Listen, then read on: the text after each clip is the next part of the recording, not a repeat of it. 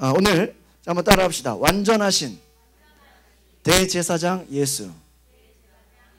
오늘 완전하신 대제사장 예수라는 제목으로 제가 하나님 말씀을 증거하겠습니다. 오늘 제가 여러분 그 설교에 그 간지를 만들었습니다. 그래서 장별 요약을 한번 보시기를 바랍니다. 우리가 올해 2014년은 하나님 말씀을 매일매일 묵상하자, 그렇게 우리가 목표를 잡았습니다. 그래서 제가 이제 큐티책을 선물로 드리고 가정예배서를 선물로 드리고, 원래 여러분 다른 교회는 그거 다 사야 돼요. 그런데 제가 선물로 드린 것이 여러분 가정예배를 드리고 그렇게 매일매일 말씀 큐티를 하라 그러는 거였어요. 제가 한번 물어보겠습니다. 가정예배를 매일매일 들으시는 분 손 들어보세요. 할렐루야. 우리 사모님과 저기 있는데 일주일에 한 3일 이상은 들으시는 분 손 들어보세요. 없어요? 일주일에 하루 이상 들으시는 분 손 들어보세요. 하루 이상. 이러면 안 돼요, 여러분. 제가 왜 안 하냐면 저희는 매일 들어요. 저희 가족은 자랑이 아니라 당연한 거예요. 당연한 거. 여러분 가정 예배를 드리는 가정에 하나님의 은혜가 있는 줄 믿습니다. 여러분 히브리서의 말씀을 여러분 제가 정리를 해서 요약을 해드리면 어떤 내용이냐면, 이 히브리서의 배경이 환난과 고난과 핍박과 어려움 가운데 있는데, 이 어려움 가운데서 예수님 승천하시고 처음에 예수를 믿다가 그 유대인들이 나중에 다시 막 옛날 구약시대로 다시 돌아가려고 그러는 거예요. 예수를 믿다가 다시 포기하는 그런 상황 가운데 있는데, 히브리 저자가 얘기하는 것은 너희가 환경을 탓하거나 너희가 지금 핍박과 어려움 가운데 있다고 해서 두려워하려고 하지 말고 너희 믿음을 키우라는 거예요. 너희가 예수를 바라보고 예수를 깊이 묵상하고 너희가 오히려 너희의 믿음에 성숙함을 가지라는 거예요.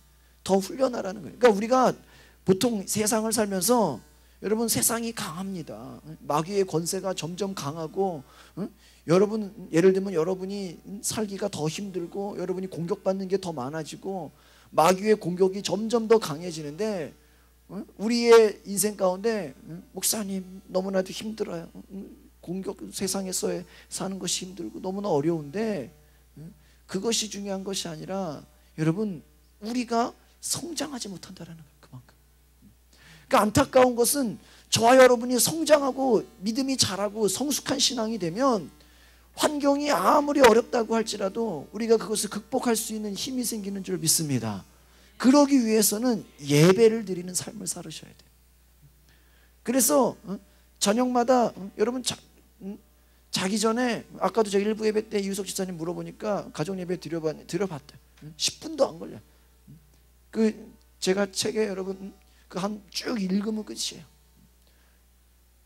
10분도 안 되는 예배지만 그 예배를 통해서 정말 여러분 하루를 예배로 마감하고, 또 아침에 여러분 새벽기도 나오지 못하면 제가 큐티책을 다 드렸잖아요. 그 큐티책에 있는 말씀을 통해서 읽고, 모르면 그 뒤에 있는 설명을 읽어보고 또 생각해보고 이게 무슨 말일까, 또 예화도 읽어보고, 그렇게 하는데 10분 정도밖에 걸리지 않습니다. 근데 여러분 그 하루에 10분, 20분이 별거 아닌 것 같아도 하루 종일 하나님을 생각하고 하나님의 도우심을 구하고 기도하는 시간이 되는 줄 믿습니다. 그래서 제가 바라기는 여러분들이 삶에서 정말 하나님의 말씀과 동행하는 올해가 되시기를 바랍니다. 2014년이 하나님께 더 가까이 가시려면 여러분이 보통 문제가 닥쳐가지고 그때 가서 하나님께 매달리는 게 아니라 평소에 하나님의 도우심을 구하고 기도해 놓으면 이것이 쌓여서 여러분이 어렵고 힘들 때 그냥 그것이 힘들지 않게 되는 은혜가 있다는 것을 기억하기를 바랍니다. 평소에 여러분의 신앙에 성장을 가져오라는 것입니다. 오늘 제가 히브리서의 그 장별을 좀 요약하는 것들을 여러분에게 드렸는데, 우리 6장에 있는 것을 한번 볼까요? 제가 장별 요약한 것을 6장에 있는 제목을 한번 같이 읽어보겠습니다. 6장 시작. 배움과 소망의 대상이신 그리스도. 제가 지난주에 1장부터 5장까지 어떤 내용인지를 정리해서 알려드렸어요. 빠지신 분들은 저희 홈페이지에 영상에 올라가서 보시면 됩니다. 오늘 6장부터 10장까지 오늘 그 본문의 말씀이 10장인데 여러분들이 그 전의 말씀들을 이해를 못하면은 이게 흐름이 끊겨요. 그래서 제가 간단하게 정리를 해왔습니다. 6장이 뭐냐? 배움과 소망의 대상이신 그리스도라는 거예요. 그래서 이 6장에서의 핵심은 너희가 더 이상 교회를 오래 다녔고 믿은 지 오래됐지만 여전히 초보의 신앙에 머물러 있는구나. 더 이상 초보의 신앙에서 머무르지 말고 완전한 대로 나아가라. 완전한 분이 누구예요? 예수님이라는 거예요. 너희가 더 이상 초보의 상태에 머무르지 말고 완전한 대로 나아가라. 잘하지 않으면 어떻게 된다? 타락하게 된다. 그러니까 우리의 신앙이 올라가지 않으면 어떻게 돼요? 넘어진다라는 거예요. 여러분 자전거와 여러분 그 스키장에서 타는 보드 있죠? 보드 특징이 뭔지 아세요? 가만히 있으면 어떻게 돼요? 넘어진다라는 거예요. 가만히 자전거는 계속 굴리지 않으면 어때? 넘어져요. 산에서 내려오는 그 보드는 어때요? 자기가 휘청휘청 왔다 가지 않으면 넘어져. 그러니까 여러분 멈추면 넘어지는 것처럼 우리의 신앙이 정체되어 있으면 어떻게 된다? 넘어질 수 쉽다라는 것이에요.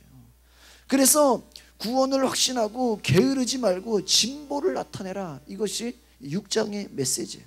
그래서 믿음을 가지고 오래 참을 때 약속을 기업으로 받는다.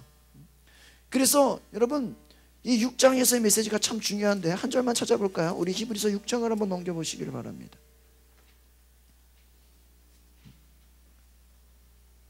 6장 같이 읽어보겠습니다. 6장에 우리 2절에 있는 말씀을 읽어보겠습니다. 2절 시작.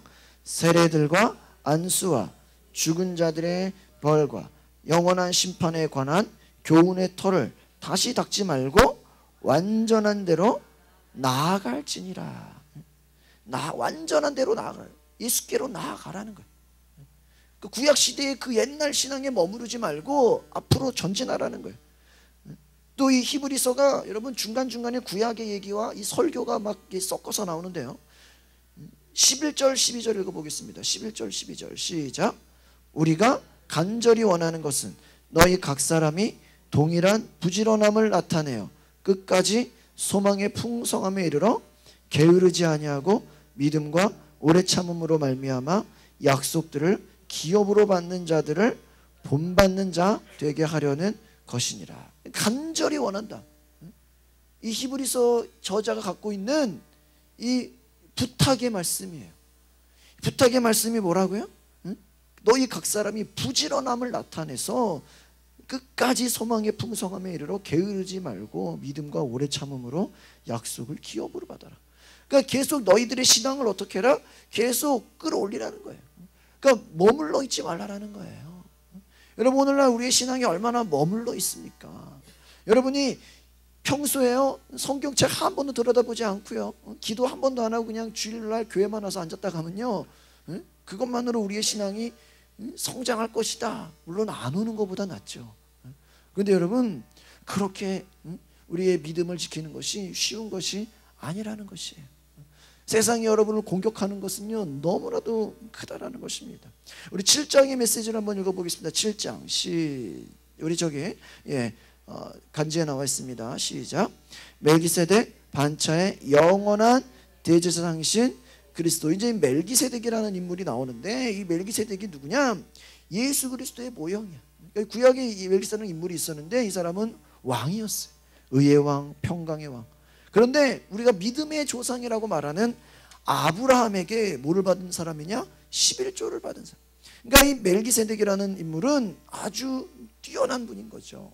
아브라함도 존경받을 사람인데 아브라함을 축복하는 사람이었어요. 그 우월함을 드러냈어요. 이와 같이 예수 그리스도도 아브라함의 후손인 아론 계열보다 더 우월한 대제사장이다. 이 말은 무엇이냐? 이 레위 지파가 계속 제사장 일을 해왔는데 그 지파보다 멜기세덱이 더 뛰어난 것처럼 마찬가지로 예수님도 그 아론 계열의 그 사람들보다 더 우월한 대제사장이다라는 것이. 그분은 단번에 자기를 드림으로 어떻게 했습니까? 영원한 효력이 있는 무엇을 드렸습니까? 제사를. 그러니까 이 예수님의 대제사장 되심은 영원한 것이다라는 거예요. 영원한 것이다. 또 8장에 있는 우리 제목을 한번 읽어볼까요? 시작. 새 언약의 중보자이신 그리스도. 이 옛 언약은 구약을 말해요. 이 구약은 여전히 뭐가 있냐? 한계가 있어요. 흠이 있어요. 그러나 그 그리스도는 이 땅에 있는 이 성막에서의 그 성전이 그 아주 자세하고 그 성막에 여러 가지 하나님께서 나온 명령이 있었지만 이것이 비교할 수 없는 하늘에 있는 참 장막을 섬기는 자로서 옛 언약의 중보자가 되신다. 새 언약의 중보자가. 그러니까 예수 그리스도는 이제 우리에게 주시는 새로운 언약이 되신다라는 거예요. 또한 새로운 언약의 중보자가 되신다. 그러니까 예수로 말미암아 우리가 하나님의 새 약속을 얻게 된다라는 것이. 이제 이 땅에 있는 성막이 다가 아니라 하늘에 있는 장막, 하나님 보좌 앞에까지 나아갈 수 있다라는 것입니다. 우리 9장에 우리 또 제목을 읽어볼까요? 시작. 새 언약의 성취자이신 그리스도. 그러니까 계속해서 이제 그 언약의 그 약속의 말씀이 이제 8장, 9장 연결이 되는데 여러분이 아마 이 히브리서를 보면서 참 어렵다 생각을 할 거예요. 야, 이렇게 어려운 거를 매일 묵상하라는 건가? 그런데 여러분 이 전체적인 그 맥을 보면 이 그리스도는 단번에 제사를 드림으로 인해서 새 언약을 성취하셨다라는 내용을 갖고 있어요. 그래서 여러분 유언이 그 작성자가 죽은 후에 효력이 발행되는 것처럼 이 구약 제사도 뭐예요? 피 흘림이 있어야 언약이 성립이 되는 거예요. 다른 말로 하면 우리의 죄사함은 반드시 피 흘림이 있어야 된다는 거예요. 그래서 9장에도 우리 히브리서 9장을 한번 읽어볼까요? 히브리서 9장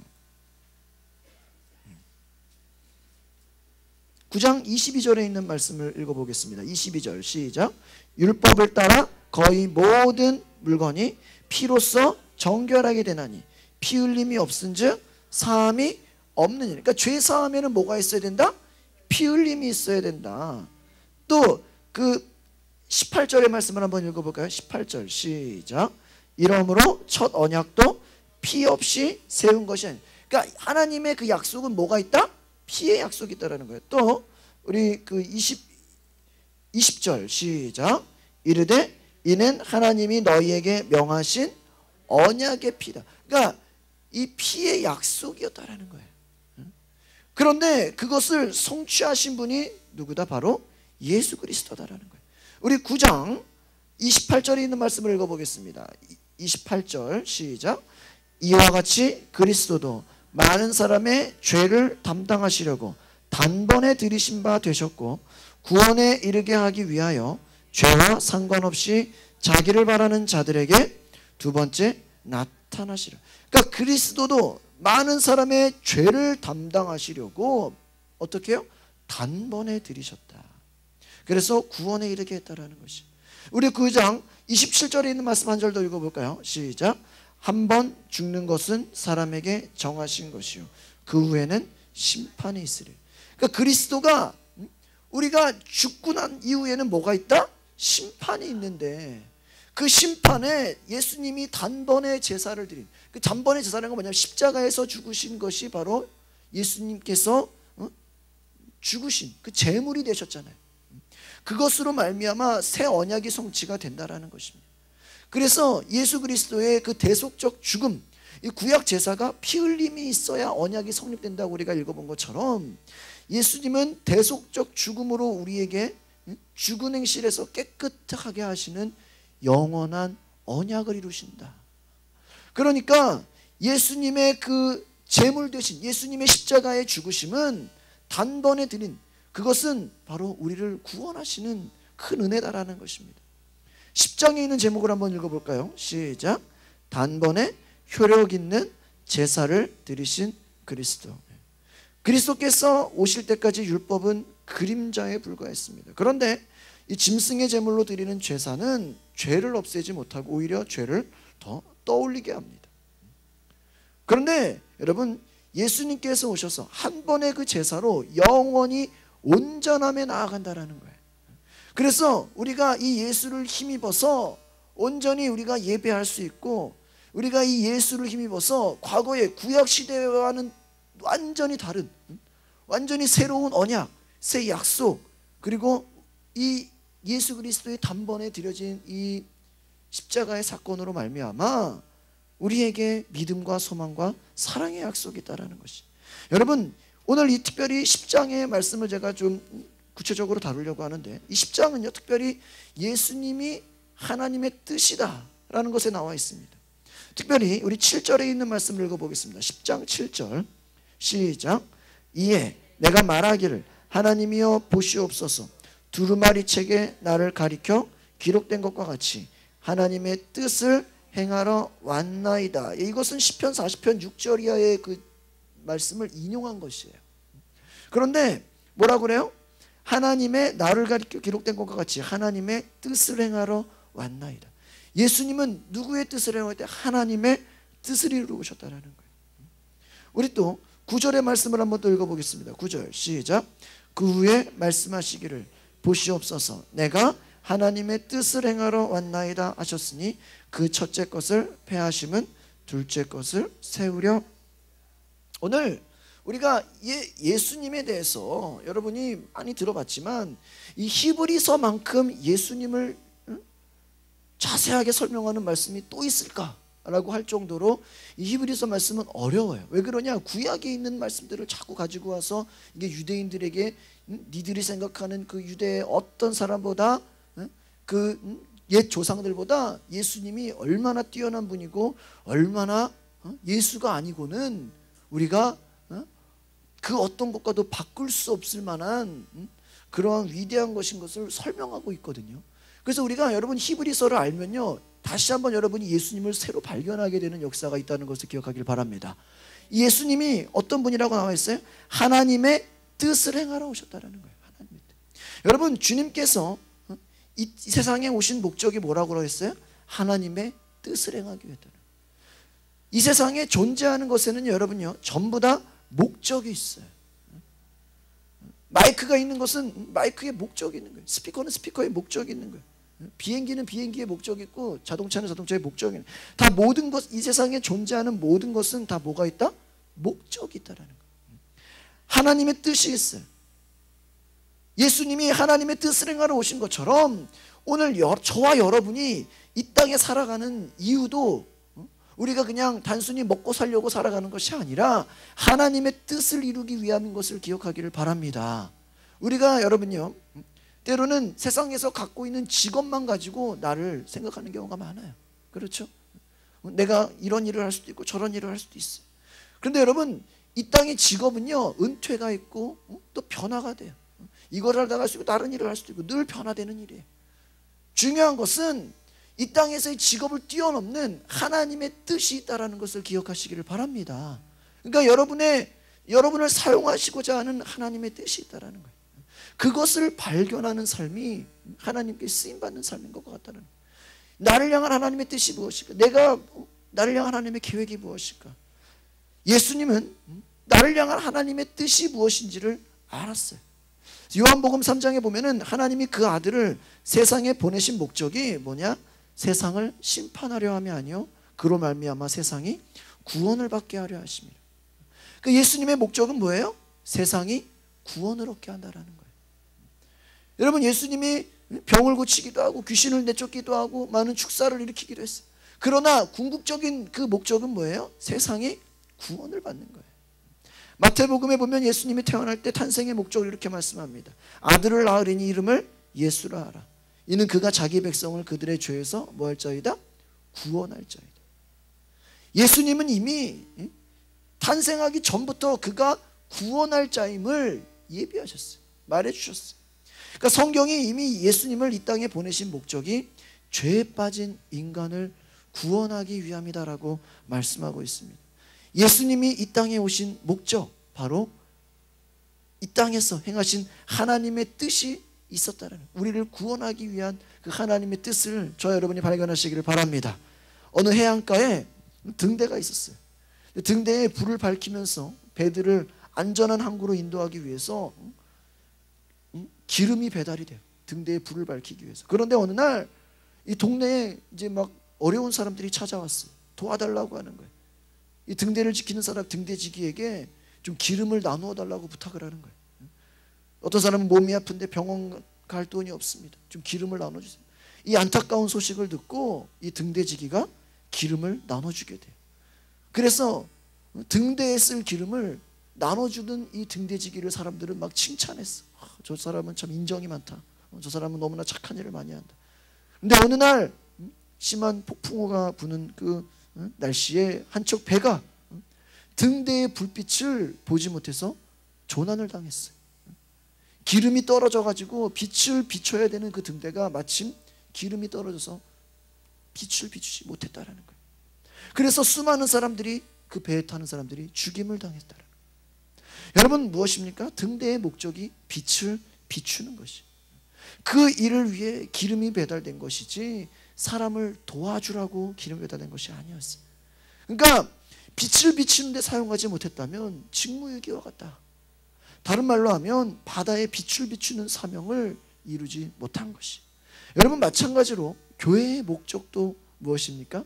바로 죄에 빠진 인간을 구원하는 데 있다는 것을 기억하시기를 바랍니다. 여러분, 다른 할 일도 많이 있어요. 그런데 교회의 근본적인 목적은 바로 여기에 있다는 것이. 이것이 교회가 사명을 다해야 되는 일인 것이. 이것을 배제하고 다른 것에 힘쓰면 무엇인가 잘못된 것이. 따라합시다. 교회는, 우리 또 한번 더 큰 소리 합시다. 교회는 유람선이 아니라 구조선이 되어야 합니다. 교회는 그냥 우리를 즐겁게 하는 유람선이 아니라는 거예요. 역할이 뭐다? 구조선이다라는 거예요. 예수님이 죄에 빠진 인간을 구원하시기 위해 이 세상에 오신 것처럼 우리도 그와 같은 일을 하는 그런 교회가 되기를 원합니다. 하나님의 뜻을 행하는 것이. 하나님의 뜻을 행하러 오셨다는 거 우리 히브리서 기자가 얘기하고 있어요. 구체적으로 우리 몇 가지를 얘기하는데, 첫 번째는 첫째 것을 폐하러 오셨다는 거예요. 9절에 뒤에 말씀해 보시면 첫째 것을 폐하시면 둘째 것을 세우려 하십니다. 첫째 것을 폐하시면 둘째 것을 세우려 하시면, 이 첫째 것을 폐하신다. 이게 뭐냐? 첫째 것은 짐승의 피로 제사를 드리는 것을 말하고 있습니다. 짐승의 피로 제사를 드리는데, 그 짐승의 피로 제사를 드리는 것은 인간의 죄를 사하기는 사하는데 어떤 한계가 있습니까? 일시적인 것이라는 거예요. 우리 10장 우리 3절 4절 한번 읽어볼까요? 10장 3절 4절 시작. 그러나 이 제사들에는 해마다 죄를 기억하게 하는 것이 있나니 이는 황소와 염소의 피가 능히 죄를 없이 하지 못함이라. 불완전한 제사라는 거예요. 그러니까 짐승의 피로 드리는 제사는 인간의 피를, 인간의 죄를 어떻게 능히 죄를 없애할 수 없다. 일시적인. 그러니까 여러분, 히브리서의 그 저자가 말씀하고 있는 그 내용은 뭐냐? 짐승의 피로 드리는 제사가 불완전하다라는 것이. 왜 불완전하냐? 이게 이제 앞에서도 이제 쭉 7장 8장에서 얘기하는데, 특별히 이 구약의 제사장이에요. 제사를 집례하는 그 인물, 제사장조차 불완전한 인간이다라는 것이에요. 왜 예수님이 대제사장 대신 영원하신 분이냐? 구약에 있는 제사장을 예를 들면 하나님께 제사를 위해 구별된 사람인 것은 분명합니다. 그런데 그렇다고 해서 그가 온전한 사람은 아니었다라는 거예요. 그래서 여러분, 그 구약에 나오는 제사장도 먼저 자신의 죄를 회개하고 자기의 죄를 씻기 위해서 제사를 드리고 나서 백성들을 위한 제사를 집례해야 됐다라는 거예요. 불완전한 인간이라는 것이죠. 그러니까 인간 제사장들은 불완전한 자들이고, 그들이 집례하는 제사로서는 인간이 구원을 받을 수가 없다라는 것이. 이것이 오늘날 마찬가지라는 것입니다. 여러분, 오늘날에도요, 이 불완전한 이 사람들을 쫓아가는 사람들이 얼마나 많습니까? 자신이 메시아라고 주장하는 사람들, 자기가 재림주다, 자기가 구세주다라고 외치는 사람들이 얼마나 많아요. 그래서 자칭 그리스도, 뭐 문선명, 권신찬, 정명석, 이만희, 뭐 안상홍, 뭐 그런 불완전한 사람들을 쫓아가는 사람들이 이 세상에 얼마나 많습니까? 기독교를 가장해서 그러한 불완전한 인간만을 따라가는 사람들이 얼마나 많아요. 인간 제사장이 드리는 제사가 불완전했다고 하면 여러분, 우리가 이와 같이 그러한 불완전한 인간을 섬기는 신앙이 얼마나 연약한 것이고 한심한 것인지 우리가 생각해 볼 수 있다는 거예요. 그 모든 것이 다 폐해져야 한다는 것이. 오직 예수 그리스도의 십자가 제사만이 우리를 구원할 수 있다는 것을 기억하시기를 바랍니다. 그러니까 인간 제사장의 힘으로는 구원할 수가 없다는 거예요. 인간이 죄가 있기 때문에. 두 번째, 제물이 불완전하다라는 것입니다. 어떤 제물을 드렸어요? 보니까 황소와 염소, 다 동물이었어요. 여러분, 사람이 죄를 지을 때마다 짐승이 죄를 지은 인간 대신에 피를 흘리고 죽어야 했습니다. 구약시대에 보면 뭐 번제, 소제, 화목제, 뭐 속건제, 속제제, 뭐 여러 가지 그 제사가 있는데, 그 죄를 지을 때마다 짐승이 막 죽어가지고 피를 흘려야 돼. 인간이 죽을 수가 없기 때문이죠. 죄에는 피 흘림이 있어야 돼요. 제사함에는. 근데 피 흘림이 없이 제사함이 없기 때문에, 그렇다고 인간이, 여러분 죄를 지을 때마다 인간이 피를 흘릴 수는 없잖아요. 그래서 그 대속의 원리를 가르쳐 주기 위해서 짐승의 피가 우리의 죄를 사한다라는 상징을 보여준 거예요. 그 약속을 믿은, 다가올 그 메시아의 그 약속을 믿은 것이죠. 짐승의 피 자체만으로는 우리의 죄를 능히 없이 하지 못한다. 오늘 4절에 나와 있지 않습니까? 짐승의 피가 우리의 죄를 없이 하지는 못한다라는 거예요. 상징적으로 우리가 보는 것이죠. 사람의 죄를 속하기 위해서는 사람의 피를 흘려야 되는 것이. 그런데 여러분, 모든 인간이 다 더러운 죄인이에요. 그렇기 때문에 인간이 인간을 대신해서 피를 흘릴 수 있을 사람이 있다 없다? 없다라는 거예요. 모든 인간이 다 죄인이기 때문에 인간이 죽어서 죄를 살 수는 없다라는 거예요. 그래서 예수님이 이 세상에 인간의 몸을 입고 오셔서 우리를 대신해서 피를 흘리셨다라는 것입니다. 그러니까 예수님은 죄가 없으신 분이기 때문에 예수님의 피만이 우리를 구원할 수 있다는 것을 기억하시기를 바랍니다. 예수님의 피, 예수님이 죄가 없으시기 때문에. 그러니까 여러분, 오늘날 우리가 주변을 보면 뭐 돼지 머리를 놓고 고사를 지내고 음식을 차려놓고 제사를 지내는 일이 얼마나 많습니까? 이 모든 것이 다 폐해져야 된다는 거예요. 짐승의 피가 우리를 구원할 수 없고, 잘 차려진 그 음식이 우리에게 복을 줄 수 있어요, 없어요? 없다라는 거예요. 근데 얼마나 많은 사람들이 그 짐승의 제물에 목숨을 걸지 않습니까? 또 과거 구약 시대로 따지면 죄를 지을 때마다 제사를 드려야 됐어요. 이 제사의 결정적인 불완전함이란 뭐예요? 죄를 지을 때마다 제사를 드려야 된다. 그러니까 죄를 지을 때마다 동물을 잡으려면 얼마나 힘들어요. 그때마다 어떻게 제사를 다 지낼 수 있겠어요? 하루에도 우리가 수많은 죄를 짓는데, 우리가 이런 그 구약의 제사 제도로는 죄의 문제를 결코 해결할 수 없다는 것이. 그래서 이 불완전한 제사 제도로 인간의 죄를 온전하게 해결할 수 없다라는 것입니다. 그래서 하나님은 온전한 해결책으로 누구를 보내셨어요? 예수님을 보내셨다는 것을 기억하시기 바랍니다. 그러니까 예수님이 아니고는 어떻게 해야 돼? 계속해서 죄를 지을 때마다 동물을 잡아야 된다니까.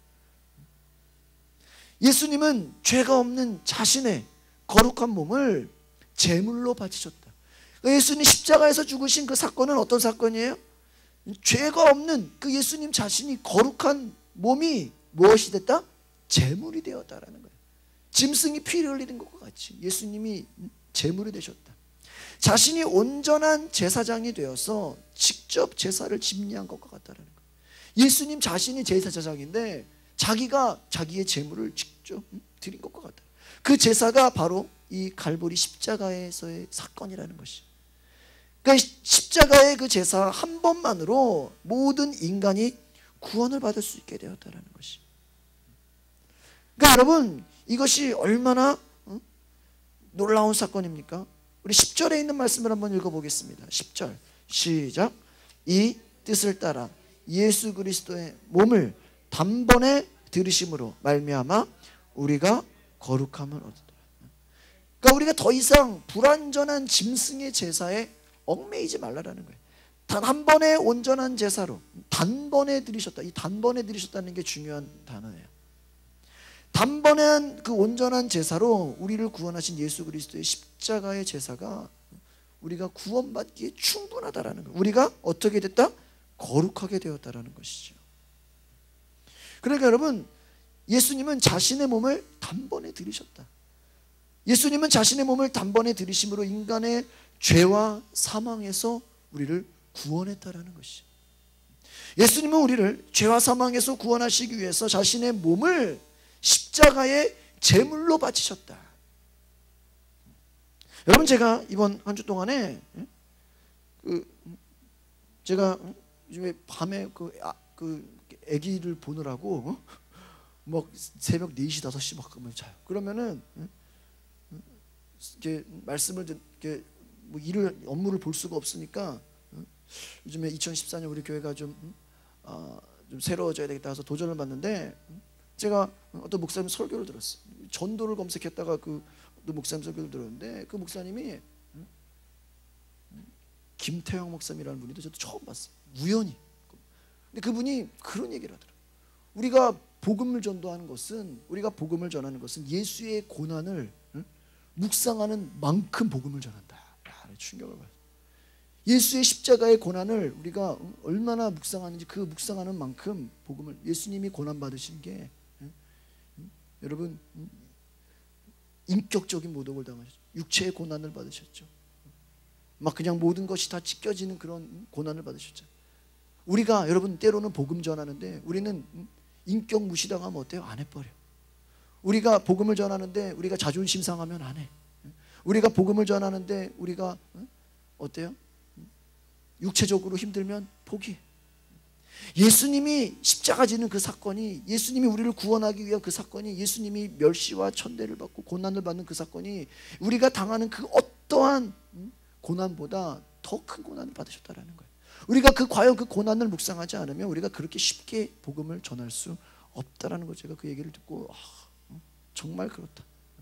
우리가 정말 예수 그리스도의 고난을 묵상하면서, 여러분 그 고난이, 우리가 그 고난에 똑같이 들어갈 수는 없지만 우리가 그 고난을 각오한다면 그 어떤 자에게도 복음 전하지 못할 자가 없다라는 것이. 여러분, 우리가 예수 그리스도의 그 십자가의 그 구원의 그 놀라운 능력이 우리를 구원할 수 있는 그 놀라운 힘이 된다라는 것은 예수님만을 믿어야 우리가 구원받을 수 있다라는 그 담대한 주장을 할 수 있다라는 것이. 예수님이 우리를 죄와 사망에서 구원하기 위해서 십자가의 제물로 바치신 것처럼, 여러분 많은 사람들이 예수님이 왜 예수님만이 구원받아야 되냐 그렇게 막 얘기합니다.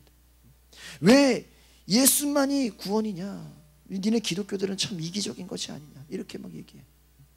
여러분, 자기들의 종교만이 구원에 있다고 왜 말하냐, 왜 너희들만 구원이 있다고 말하냐 막 욕합니다. 다 똑같은데, 종교는 다 똑같은데 왜 기독교에만 구원이 있냐. 왜 그렇습니까? 예수님이 있기 때문에. 예수님만이 우리의 십자가의 제물로 바쳐져서 그분이 우리에게 주셨기 때문에. 세상에 누가 우리를 위하여 자신의 몸을 제물로 바칠 수 있습니까? 공자 선생님이, 맹자 선생님이, 뭐 마호메트, 뭐 문선명, 박태선, 그 어떤 사람도 자신을 몸을 바칠 수가 없다라는 거예요. 세상에 그 어떤 사람도 우리를 위해서 목숨을 줄 수는 없다라는 거예요. 우리가 속지 마시기를 바랍니다. 자신의 몸을 십자가의 제물로 바치신 분은 바로 예수 그리스도밖에 없다라는 사실을 기억하시기를 바랍니다. 그래서 따라합시다. 예수님만이 유일한 구원자가 되십니다. 그러니까 여러분, 우리가 왜 예수를 전해야 되냐, 왜 예수가 구원이 되시냐. 구약의 어떤 제사로도 예수님을, 그 제사를 다 판다고 할지라도 예수님을 대신할 수 있어요? 없어요? 없어요. 구약의 어떤 인물, 제사장을 다 데리고 와도 예수님 한 명을 대신할 수 있다 없다? 없다라는 거예요. 안산제일교회 고은 목사님이 이러한 시가 있어요. 제가 너무 좋아서 여러분 그 간지 뒷면에 내가 첨부를 했습니다. 여러분 뒤에 보시기를 바랍니다. 뒷장을 넘기시면 주님 나의 주 당신은 이라는 이 시가 있어요. 이게 예수님을 묵상하면서 쓴 시예요. 우리 한번 같이 읽어보겠습니다. 시작. 나를 올라가게 하시려고 당신은 내려오셨습니다. 나를 거듭나게 하시려고 당신은 태어나셨습니다. 나를 부욕해 하시려고 당신은 가난하셨습니다. 나를 아들 되게 하시려고 당신은 종이셨습니다. 나에게 하늘의 거처를 주시려고 당신은 집이 없으셨습니다. 나를 배부르게 하시려고 당신은 굶주렸습니다. 나를 마시게 하시려고 당신은 목마르셨습니다. 나를 옷 입게 하시려고 당신은 벗으셨습니다. 나를 쉬게 하시려고 당신은 짐을 지셨습니다. 나를 인정받게 하시려고 당신은 버림을 받으셨습니다. 나를 기쁘게 하시려고 당신은 슬프셨습니다. 나를 복되게 하시려고 당신은 저주를 받으셨습니다. 나를 살리기 위하여 당신은 죽으셨습니다. 나를 높이기 위하여 당신은 살아나셨습니다. 당신만이 나의 하나님이며 나의 주님이십니다. 은혜가 되십니까? 여러분이 정말 예수님을 이 정도로 고백하십니까? 제가 이 시를 새벽에 읽고 너무 야, 어떻게 이렇게 고백해요? 정말 우리가 예수님의 그 십자가의 그 구원의 사건이 그것이 아니라면, 그 예수님의 그 십자가의 사건이 아니라면 우리는 지금도 고생해야 되고 여전히 우리는 죄 가운데 빠져서 고생하고 있어야 된다는 거예요. 그런데 여러분, 예수님이 우리를 구원하기 위해서 오셨기 때문에 그 십자가의 사건으로 우리가 변화됐다라는 거예요. 나를 마시게 하시려고 목마르셨습니다. 나를 인정받게 하려고 당신은 버림을 받으셨습니다. 우리를 하나님의 자녀 삼으시기 위해서 예수님은 어떻게 했어요? 보니까 예수님의 고난이 어때요? 가난하셨고, 예수님은 종이 되셨고, 굶주리셨고, 예수님은 벗으셨고, 예수님은 슬픔을 당하셨고, 예수님은 저주를 받으셨고, 죽임을 당하셨고. 그러니까 여러분, 우리가 이 복음을 이해한다는 것은 예수 그리스도의 그 고난의 깊이를 이해하는 것만큼 우리가 복음을 이해하고 전할 수 있다는 것이. 한번 따라합시다. 예수님은 우리를 거룩하게 하셨습니다. 오늘 그 말씀처럼 단번에 예수님이 드려지심으로 말미암아 우리가 거룩함을 얻었다. 쉽게 얘기하면 첫째 것인 짐승의 피를 가지고는 인간을 구원할 수가 없고, 자신의 몸을 드리는 그 십자가의 사건을 통하여서 인간을 구원할 수 있는 것이에요. 그러니까 예수 그리스도의 십자가의 그 제사가, 예수님이 제물 되어지는 것이 인간을 구원하게 하고, 이제 누구든지 예수를 믿기만 하면 사람들은 구원을 얻게 되고 거룩한 자가 된다는 것이. 그러니까 이것이 예수님이 아니고는 다른 어떤 방법으로 할 수 있다 없다? 없다라는 것이에요. 그래서 하나님께 담대하게 나아가게 되고 하나님의 축복을 받고 우리가 주님과 교제하고 주님의 나라에 갈 수 있다는 것이. 마틴 루터라는 종교개혁자가 갈라디아서 강해에서, 한번 따라합시다. 십자가는 즐거운 교환이 일어나는 곳이다. 교환, 체인지가 일어나. 무엇이냐? 예수님의 십자가에서 우리의 죽음이 생명으로 체인지, 변화가 됐다는 거예요. 죽음이 생명으로 바뀌었다. 예수님의 십자가에서 저주가 복으로 바뀌었어요. 죄인이 의인으로 변화됐어요. 우리는 그분 앞에 죄를 가지고 나아가면 주님은 우리에게 용서를 안고 돌아가게 하세요. 우리의 상처를 가지고 주님께 나아가면 주님은 우리를 치유해 주세요. 가난을 가지고 나아가면 부요함을 주세요. 죄책감을 가지고 주님께 나아가면 우리에게 자유함을 갖고 돌아가게 하세요. 염려를 가지고 가면 평강을 가지고 돌아가게 하고, 열등감을 가지고 나아가면 우리에게 자존감을 주신다는 거예요. 영벌을 가지고 나아갔다가 영원한 생명을 얻고 나온다는 거예요. 더럽고 추악한 모습이 거룩한 모습으로 변화된다는 것이죠. 여러분이 놀라운 이 변화, 이 체인지, 우리의 모습이 이와 같이 죄 가운데 있지만 용서함을 받고 새로워지는 은혜가 있다는 것을 기억하시길 바랍니다. 여러분, 이와 같이 예수님을 믿고 누구든지 주님을 영접하고 받아들이면 이 우리의 삶 가운데 놀라운 교환이 일어나는 것을 믿으시기를 바랍니다.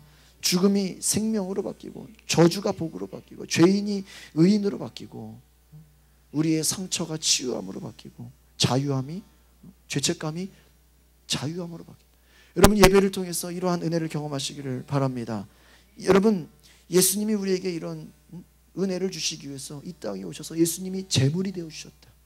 그렇기 때문에 그분으로 말미암아 우리가 하나님의 자녀가 되었다라는 것을 기억하시기를 바랍니다. 이 뜻을 행하기 위해서 주님은 높은 영광의 자리를 버리시고 낮은 곳으로 오셔서 이 땅에 인간의 몸을 입고 오셨다라는 거예요. 우리가 이 주님의 놀라운 은혜와 사랑에 감사하시기를 바랍니다. 이 복된 소식을 증거하면서 주님을 위한 삶을 살아가시기를 바랍니다. 하나님의 뜻을 이루어드리는 삶을 사시기를 바랍니다. 아이언사이드 박사의 글 가운데 이런 내용이 있어요. 엘리자베스 1세 여왕이 당시에 자기를 암살하려고 하는 여자 자객이 경비병처럼 남장을 해가지고 궁궐에 들어왔다가 이 여왕을 죽이지 못하고 실패하고 체포가 되었어. 그래서 재판을 받게 되는데 이 여왕이 친히 나와가지고 재판을 하는 거예요. 자기를 죽이려고 했던, 자기를 테러하려고 했던 그 여자를 보면서 그 재판을 하는데 이 재판을 받는 이 죄인이 얘기합니다. 제가 나쁜 사람에게 고용이 돼가지고 이런 엄청난 죄를 지었습니다. 그러나 저에게 은총을 베풀어 주시기 바랍니다. 여왕한테, 자기가 죽이려고 했던 그 여왕한테 은총을 베풀어 달라고 얘기하는 거예요. 그런데 여왕이 그에게 그래, 내가 너를 살려준다면 그럼 너는 그 대가로 무엇을 하겠느냐? 살려주면 어떤 것을 하겠느냐? 그 생명이 이 아주 그냥 이 어떻게 대답하느냐에 따라 달려 있어요. 중요한 순간이에요. 죄인이, 이 여인이 이렇게 대답합니다. 조건이 있는 은총은 은총이 아닙니다. 이렇게 얘기하는 거예요. 저에게 은총을 베풀어 달라고, 은혜를 베풀어 달라고 그랬는데 그 은혜를 베풀어 달라는 것에 여왕이 조건을 제시했잖아. 그럼 너가 어떻게 할 거냐? 여러분 같으면 어떻겠어요? 여러분을 죽이려고 하는 사람이 조건이 없다라는 거예요. 은총을 주려면 조건을 달지 말라는 거예요. 아주 그냥 뻔뻔스럽죠. 그런데 그 얘기를 듣고 이 정말 여왕이 어떻게 했을까요? 그를 죽이지 않고 석방시켰어. 살았어. 그냥 조건 없이 그냥 살려줘 버렸어. 그 후에 역사가 이런 보고를 합니다. 엘리자베스 여왕에게 있어서 그녀만큼, 그 죽음에서 살아난 그 여자만큼 신실하고 헌신적인 종은 없었다. 평생 여왕의 명예를 높이는 일을 위해서 생명을 바쳐 일을 했다. 여러분, 이와 같이 우리도 주님이 우리를 위해서 생명을 주시고 구원의 놀라운 은혜를 주시고 우리를 살아나게 하셨는데 아무 조건 없이, 우리에게는 무슨 조건을 보고 한 것이 아니라 우리 모든 사람을 위해서 예수님이 피를 흘리시고 십자가에서 죽으신 그 구원의 사건이, 여러분 우리가 그것을 온전히 깨닫는다면 정말 주님을 위해서 우리의 모든 것을 바쳐서 그분께 헌신할 수 있는, 생명을 바쳐서 주님을 위해 일할 수 있는 저와 여러분 되시기를 바랍니다. 그래서 2014년이 여러분의 삶에 정말 주님을 위해 저와 여러분이 헌신되어지는, 여러분의 삶에 하나님 말씀을 듣고 기도하고 또 복음을 전하는 일이 기쁨이 되는 그런 은혜가 있기를 바랍니다. 기도하겠습니다. 거룩하신 주님, 오늘 우리의 삶에 하나님 주시는 은혜를 새롭게 받아 정말 예수님 나를 위하여 죽으시고 나를 위하여 제물이 되셨고 나를 살리시기 위하여 피를 흘리시고 그 많은 고통과 고난당하신 것을 우리가 다시 기억하면서 정말 그 예수님이 우리의 구원인 것을 우리가 많은 사람들에게 다시 한번 증거하면서 그 구원에 우리가 새로운 그 역사 가운데 우리가 동참하게 하옵소서. 우리가 예수님께로 나아가면 우리의 상처가 치유받고 우리 안에 죄책감이 자유함으로 내어지고 우리 안에 눌려졌던 모든 마음들이 새롭게 된다는 것을 깨닫고 하나님 우리를 새롭게 하옵소서. 우리가 이제는 주님의 자녀로서 정말 하나님의 자녀로서의 그 삶을 살아갈 수 있도록 우리에게 은혜를 허락하여 주시옵소서. 감사와 찬양을 드리며 예수 그리스도의 이름으로 기도하옵나이다. 아멘.